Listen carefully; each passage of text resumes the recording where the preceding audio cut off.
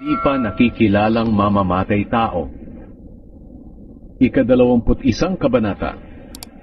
Kapag naroon na kayo sa lupaing ibinibigay sa inyo ng Panginoon na inyong Diyos, na aangkinin ninyo, at may nakita kayong bangkay ng tao at hindi ninyo alam kung sino ang pumatay dito, dapat sukatin ng mga tagapamahala sa inyo kung aling bayan sa palibot ang pinakamalapit kung saan natagpuan ang bangkay. Pagkatapos kukuha ang mga tagapamahala ng bayang iyon ng dumalagang baka na hindi pa nakakapagtrabaho o nakakapag-araro. Dadalhin nila ito sa lambak na palaging dinadaluyan ng tubig, na ang lupa doon ay hindi pa naaararo o natataniman, at doon nila babaliin ang leeg ng dumalagang baka. Dapat ding pumunta roon ang mga pari na mula sa lahi ni Levi, dahil pinili sila ng Panginoon na inyong Diyos, na maglingkod at magbigay ng basbas sa pangalan ng Panginoon, at magdesisyon sa lahat ng kaso. Pagkatapos ang lahat ng tagapamahala ng bayan sa pinakamalapit na lugar, kung saan nakita ang bangkay, ay maghuhugas ng kamay sa ibabaw ng dumalagang baka na binali ang leeg sa lambak.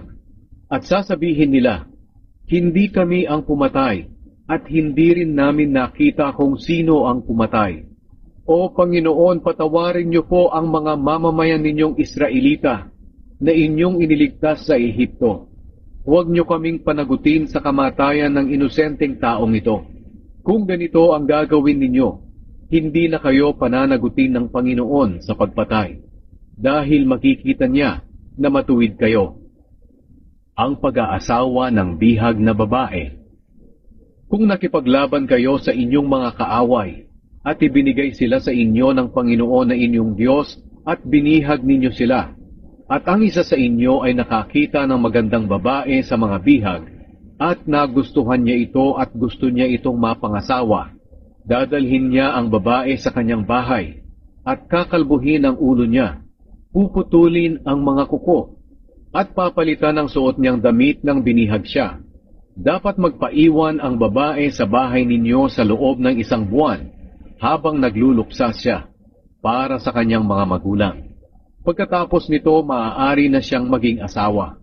Pero kung sa bandang huli ay mawalan ang lalaki ng gana sa babae, dapat niya itong payagang pumunta, saan man gustuhin ng babae. Hindi na siya dapat pang ipagbili o gawing alipin, dahil siya'y ipinahiya niya. Ang karapatan ng mga panganay. Kung may isang lalaki na 2 ang asawa, at mahal niya ang isa pero hindi ang isa, at may mga anak siya sa 2, at kung ang panganay niyang lalaki ay anak ng asawa niyang hindi niya mahal, kapag hahatiin na niya ang kanyang ari-arian, kailangang ang parte na para sa panganay na anak ay huwag ibigay sa anak ng asawa niyang minamahal. Dapat niya itong ibigay sa panganay, kahit na hindi niya mahal ang ina nito. Kailangan niyang kilalanin na panganay niyang anak ang anak ng asawa niyang hindi minamahal. Ibibigay niya sa kanya ng doble ang bahagi ng ari-arian niya, dahil siya ang naunang anak, at may karapatan siyang tumanggap ng kanyang bahagi bilang panganay na anak. Ang hindi matapat na anak. Kung ang isang tao ay may anak na lalaki na matigas ang ulo at suwail, na ayaw makinig sa kanyang mga magulang kapag siya'y dinidisiplina, dadalhin siya ng kanyang mga magulang sa mga tagapamahala doon sa pintuan ng bayan. Sasabihin nila sa mga tagapamahala, matigas ang ulo nitong anak namin at rebelde siya. Hindi siya sumusunod sa amin. Gastador siya at lasenggo. Pagkatapos dapat siyang batuhin ng lahat ng naninirahan sa bayan hanggang sa mamatay siya. Kung marinig ito ng lahat ng Israelita, matatakot sila. Sa pamamagitan nito, mawawala ang masasamang gawa sa inyong bansa. Ang iba pang mga kautusan. Kung ang isang tao ay pinarusahan ng kamatayan dahil sa isang krimen na ginawa niya, at ibinitin ang bangkay niya sa puno, hindi dapat umabot hanggang umaga ang bangkay niya roon. Dapat ninyo itong ilibing sa araw ding iyon, dahil ang sinumang ibinitin sa puno ay isinumpa ng Panginoon.